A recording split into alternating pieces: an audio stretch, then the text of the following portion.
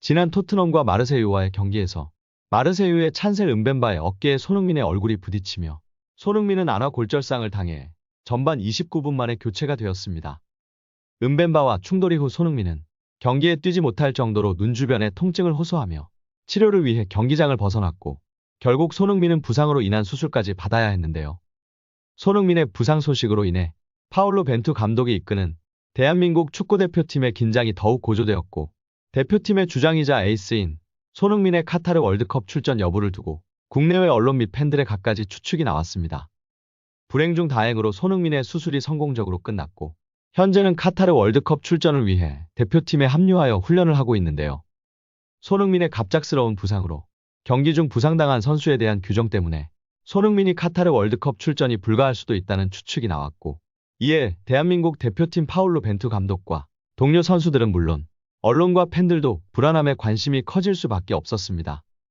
하지만 부상에서 회복 중인 손흥민이 대표팀 훈련에 합류하게 되며 국내는 물론 해외 언론까지도 손흥민의 카타르 월드컵 출전에 대한 기대감이 커지고 있습니다. 손흥민의 부상 이후 대표팀 훈련에 대한 취재 열기 또한 대단하지만 파울로 벤투 감독이 부상당한 선수는 물론 그 외 다른 선수들의 훈련에 관한 내용들조차도 언급되는 것을 예민하게 받아들여 외부 노출을 꺼려하는 것으로 안아 골절상 수술 후 부상 회복을 위해 안면 보호대를 착용한 손흥민의 훈련 내용에 대해서는 더 이상의 브리핑도 없는 것으로 전해졌습니다. 한편 손흥민의 안면 보호대에 그의 등번호인 숫자 7이 새겨져 있는 것과 관련하여 국제축구연맹 규정에 대한 문제가 제기되었는데요. 국제축구연맹 규정에 따르면 마스크, 즉 안면 보호대에 번호, 선수의 이름, 소속팀 엠블럼, 그 외 문구 등을 새길 수 없고 색상 또한 검정색 또는 대표팀의 유니폼 색과 동일한 색으로 제한이 되고 있습니다. 다행히 보호대에 새겨진 손흥민의 등번호 7은 붙였다 떼어낼 수 있는 스티커로 전해져 스티커를 떼면 되지만 국제축구연맹 규정에 따르는 보호대만을 착용하고 경기에 뛸 경우 손흥민이 보호대로 인해 느끼는 불편은 조금씩 달라 경기에 영향을 줄 수도 있다는 것인데요.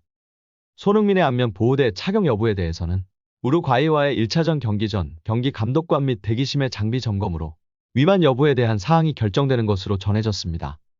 이에 월드컵 경기에 출전하겠다는 의지가 강한 손흥민이 안면 보호대에 여러 변수를 두고 훈련에 임하고 있을 것이라는 팬들의 믿음이 더욱 커지고 있습니다.